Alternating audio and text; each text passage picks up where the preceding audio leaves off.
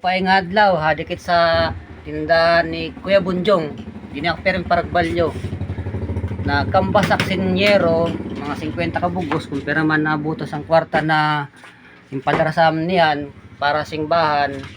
Kinhatag ni Kuya Bunjong 600 pesos na la ang 12 feet na yero na may kulor. Bulig niya sa singbahan sa barangay Kalumutan. Ayan na. Kay mismo si Kuya Bunjong nga din, nakakasulundak din eh. Si Kuya Bunjong nag-donate.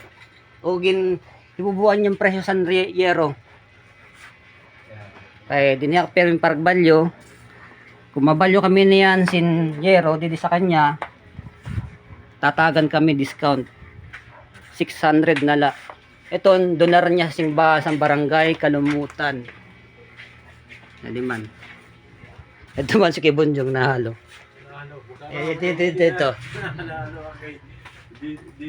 Kaya dide, permyak na value sa kanya. Permyak yung tatagan discount. So, dako na salamat Kuya Bunjong sa imo bulig. Paghatag discount para singbahan namo sa barangay Kalumutan. Salamat po. Nga dako.